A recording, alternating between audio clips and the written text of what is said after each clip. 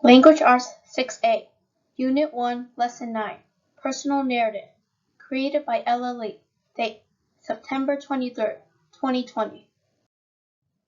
An old egg. According to my mother, I am an old egg. For the longest time, I had no idea what in the world this meant. Sometimes I wondered if I was an egg she forgot in the back of an enormous, chilly refrigerator. Other times I imagined she ordered eggs and were given ones which were close to expiration. Whatever the case might have been, I was her old egg, and it didn't feel great. As far back as I remember, I lived quite fittingly to this horrendous nickname. Up until the age of 2, I did not utter a single solitary word. My mother thought I was mute. Although she loved the tranquil peace of a quiet house, the thought of her only child being voiceless scared and worried her to the extremes. Luckily, after over 700 days as a living being, I managed to say my first words, none of which, as she likes to remind me, was "Mama." The concept of colors was also a challenging uphill battle. Learning to identify the 3 basic colors was like trying to put out an enormous raging fire with an eyedropper. It was virtually impossible. After another 700 days or so, I managed to learn what red, blue, and yellow were, an epic, monumental achievement in my books. However, my mother would smile politely and chuckled as she explained to others, "It's because she is an old egg." My life as an old egg has been thoroughly difficult and full of impossible obstacles. Perhaps the greatest challenge of all was trying to connect with the one person I should be closest to, my mother. First, I tried to learn Chinese, her native Tongva language. Unfortunately, after a week, I gave up on this seemingly unachievable mission. Hearing my mother and her family yammer endlessly in this mysterious ancient dialect without taking a breath proved too tiring and gave me an immense headache. Of course, once again, this failure was attributed to the fact that I am an old egg.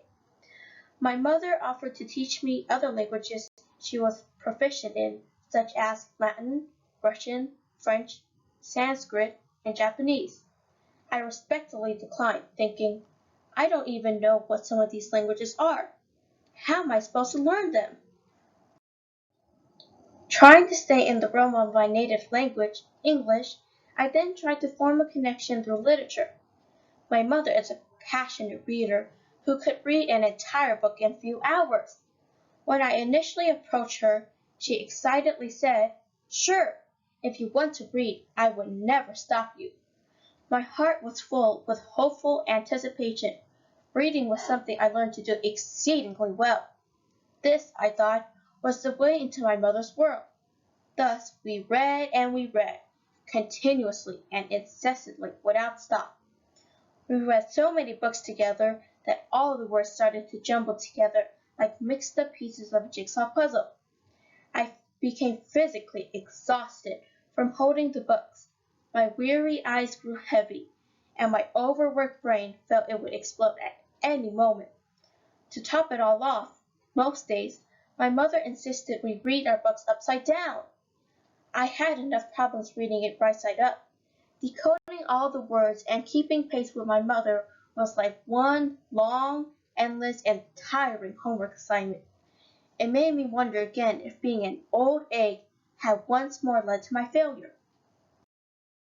From there, I tried to bond with a more leisurely or laid-back activity. Finding some common ground while not engaging too much brain power was my next plan of action. Basketball was the obvious answer to my dilemma. It was the one sport my mother is obsessed with. Besides, I thought, how hard would it be to watch basketball? Too bad for me, watching basketball was one of the most frustrating experiences of my life. It was like I was a contestant on a timed quiz show. Repeatedly, my mother threw question after question at me. "Who has the ball now, Ella?" and "What is his name?" or "What number is he?" My old egg brain was barely able to keep track of the fast-moving, bouncing orange ball, let alone answer 1,000 things about each of the sweaty, tall, moving bodies on the court. Once again, I felt completely out of my element and very much like an egg past its expiration.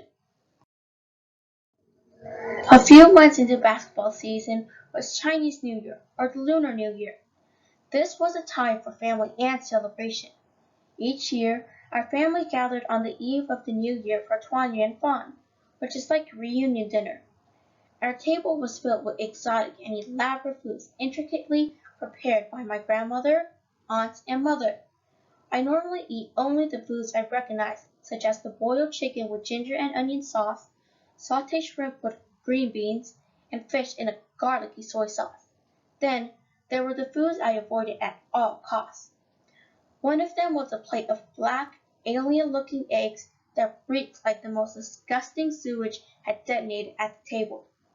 Their oozing centers were tar-like, and while they looked like eggs, there was definitely something seriously wrong and off about them.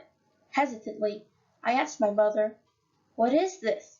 "A paidan," which literally translates to skin egg, was the reply I received. As I tried to only breathe through my mouth and not my nose, I made the dreadful mistake of asking, "How does it taste?" Swift like an eagle, my mother hurriedly placed a piece of the mysterious and awful-smelling egg into my mouth. Before my old egg brain could practice self-preservation and clamp my mouth shut, it entered my unsuspecting mouth. To my delightful surprise, it was not as repulsive as it seemed. Fighting off the initial urge to throw up, the egg had a surprisingly creamy and luscious texture. It was like a good aged cheese. Additionally, I discovered the egg was decorated beautifully with snowflake-like markings on its translucent black skin. For the rest of dinner, I explored other new foods with my mother. For the first time, I felt I understood her. She was someone who loved to explore the world and expected the same of me. Sensing confidence in our new-found connection, I courageously asked her, "Why do you call me an old egg?" Her reply shocked and surprised me. "What's wrong with an old egg? I'm an old egg too." My mouth dropped, and my eyes widened in confusion as my mother added, "An old egg does not mean a bad egg.